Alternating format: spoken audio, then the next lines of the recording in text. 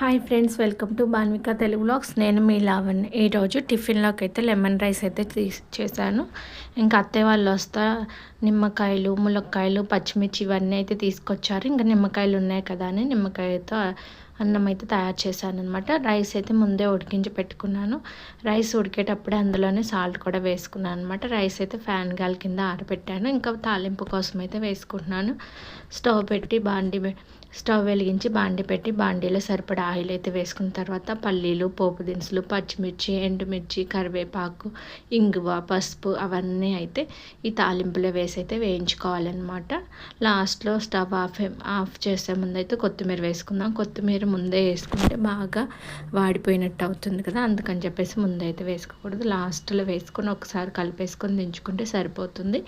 Rice అయితే ఆరబెట్టుకున్నాను కదా, ఇప్పుడు ఇందులో మనం ముందే ప్రిపేర్ చేసుకున్న ఈ తాలింపు అయితే వేసుకొని కలుపుకుంటే సరిపోతుంది. ఇందులో మనం మళ్ళీ రుచికి సరిపడినంత సాల్ట్, నిమ్మకాయలని అయితే గ్లాస్లోకి పిండేసాను అనమాట రసాన్ని. ఇంకా రసం కూడా వేసుకొని కలిపేసుకుంటున్నాను అనమాట. ఆల్రెడీ సాల్ట్ వేసాను కాబట్టి రైస్ వండేటప్పుడు ఇప్పుడైతే కొంచెమే వేస్తాను. మళ్ళీ ఎక్కువైందనుకోండి తగ్గించుకోవటం ఇబ్బంది కదా, అందుకని చూసుకొని వేసుకోవాలి. నిమ్మకాయ రసం కూడా వేసుకొని బాగా కలుపుకుంటున్నాను. అంతేనండి, రైస్ అయితే తయారైపోయింది. ఇంక ఈరోజు లంచ్లోకి వచ్చేసి ఆలూ ఫ్రై అయితే చేశాను. ఆలు కర్రీ ఎక్కువ తినర్లే అని చెప్పేసి తక్కువే చేశానంటే అందరూ ఇష్టపడారనమాట, అందుకని తక్కువ చేశాను. ఇంకొకటి పులుసు కర్రీ అయితే చేస్తున్నాను. కోసం స్టవ్ వెలిగించి స్టవ్ మీద కొంచెం వెడల్పాటికి పాత్ర అయితే పెట్టాను. ఎందుకంటే కొంచెం గ్రేవీ కర్రీ కదా, పులుసు లాగా వస్తుంది కదా, ఉడికిన తర్వాత వేరే దాంట్లోకి తీసుకోవచ్చని ఆయిల్ వేసి ఆయిల్ హీట్ అయిన తర్వాత పోపు దినుసులు, తర్వాత పచ్చిమిర్చి, ఉల్లిపాయ, కరివేపాకు అవన్నీ వేసుకొని అయితే కలుపుకుంటున్నాను. ములక్కాయలు ఇంటి దగ్గర నుంచి తీసుకొచ్చారు కదా, అవి అయితే ఉన్నాయన్నమాట. టమాటా ములక్కాయ కర్రీ అయితే బాగుంటుంది కదా. ఒకటైతే ఫ్రై కర్రీ ఉంది, ఒకటి పులుసు కర్రీ కూడా ఉంటే బాగుంటుంది. చట్నీ కూడా తాలింపు వేసాను, అది కూడా ఉంది కదా అని ఇదైతే చేస్తున్నాను. ములక్కాయలు అయితే బాగా కండబట్టి బాగున్నాయి అనమాట. టేస్ట్ చూడటానికి లావుగా ఉన్నాయి కదా, ముదురుగా ఉంటాయి అనుకున్నాను, కానీ లేతగానే ఉన్నాయి తింటుంటే. ఇప్పుడు ఇందులో పసుపు, ఉప్పు వేసుకొని కలుపుకుందాము. ఇది కొంచెం వేగిన తర్వాత ఆయిల్ తర్వాత టమాటాలని కట్ చేసుకొని వేసుకుందాం. చూడండి, టమాటా ముక్కలు కూడా 1/2 kg ముక్కలకి పైనే కట్ చేసి వేసుకున్నాను. ఆల్రెడీ ప్రీవియస్ వీడియోస్లో చెప్పాను కదా, ఇంకా మేము ఒక్కళ్ళమే అయితే కనుక ఒక కర్రీ చేస్తాను. ఇంకెవరైనా వచ్చినప్పుడైతే 2 కర్రీస్ కానీ చట్నీ కంపల్సరీ చేస్తానని.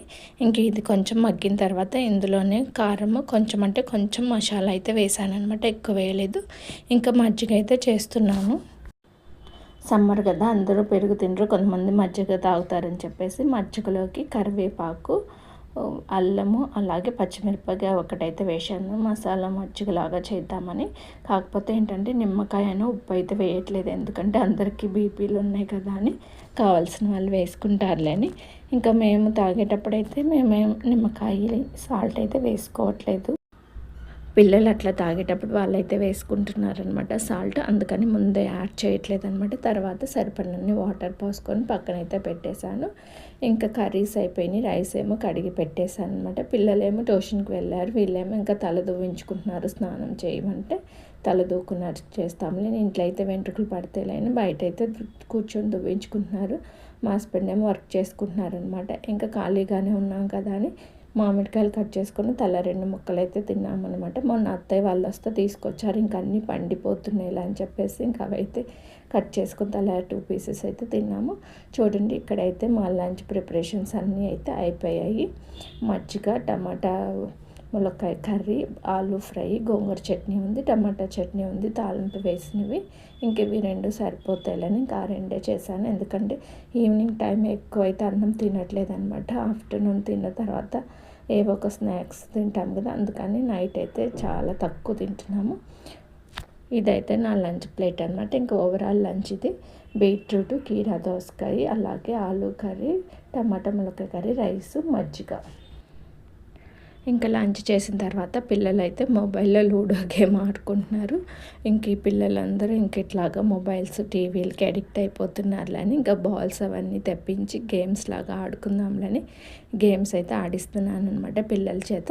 వాళ్ళు ఆడుతుంటే మేము కూడా ఆడాం, భలే సరదాగా అయితే గడిచిపోయిందనమాట. ఈ బాల్స్తో అయితే చాలాసేపు అయితే ఆడారు ఒక్కొక్కళ్ళు. ఇలా కళ్ళు మూసుకొని గంతలు కట్టుకొని ఇదొక ఎంజాయ్మెంట్ లాగా ఉంటుంది కదా, పిల్లలు కూడా బాగా ఎంజాయ్ చేశారు. మొత్తం ఒక 1.5 అవర్ 2 అవర్స్ అయితే రకరకాల గేమ్స్ అయితే ఆడుకున్నాము అందరం పిల్లలతో కలిసి. మేము కూడా ఇంక మధ్యలో వీడియో తీయటం అన్నీ చేయటం అట్లాగా బాగా సరదాగా అయితే గడిచిపోయింది ఆఫ్టర్నూన్. ఇంకా ఆడిన తర్వాత నాకైతే నిద్ర వచ్చి నేనైతే 1 అవర్ అట్లా పడుకున్నాను అనమాట. పిల్లలైతే ఇంకా అసలు పడుకోవట్లేదు.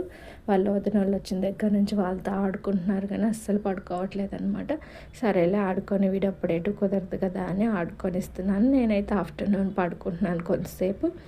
మా ఆడపడుచు ఉంది కదా, తనైతే మిగతా పనులన్నీ తనే చేస్తుంది. మ్యాక్సిమం బట్టలు మడతేయటం, ఆరేయటం, గిన్నెలు కడగటం, లోడటం, తోడటం. నేనైతే వంట పని మాత్రమే చేస్తున్నాను అనమాట. మిగతా పనులన్నీ తనే చేస్తుంది, నాకు ఎక్కువ పని లేకుండా. ఇంకా పిల్లలు ఇక్కడే వేరే వేరే గేమ్స్ రకరకాలుగా అయితే ఆడించానమాట. వాళ్ళకు కూడా అందరికీ బాగా నచ్చాయి. కొన్ని గేమ్స్ మేము కూడా పార్టిసిపేట్ చేసాము. పిల్లలతో పాటు కలిసి ఆడుకుంటే వాళ్ళకు కూడా సరదాగా ఉంటుందిలే అని.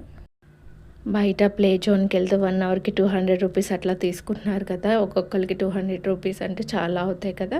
మనమే ఇంట్లో ఇట్లాగే ఏమన్నా తెచ్చుకొని ఆడుకున్నాం అనుకోండి, అప్పుడప్పుడు ఆడుకోవడానికి ఏ వస్తువులు ఉంటాయి, ఇట్లా ఎంజాయ్ కూడా చేయొచ్చు అనమాట. బాల్స్ ఇవన్నీ అయితే నేను ఇంకా జెప్టోలో తెప్పించాను. 25 బాల్స్ 250 రూపీస్ పడ్డాయి. ఇంకా ఈ పేపర్ గ్లాసెస్ ఇవన్నీ అయితే బయట తీసుకొచ్చాను. సాయంత్రం మేము ఇంకా కర్రీ అయిపోయిందిలేని ఎగ్ కర్రీ చేస్తున్నాను అనమాట. దానికోసం మసాలా తయారు చేసి పెట్టాను.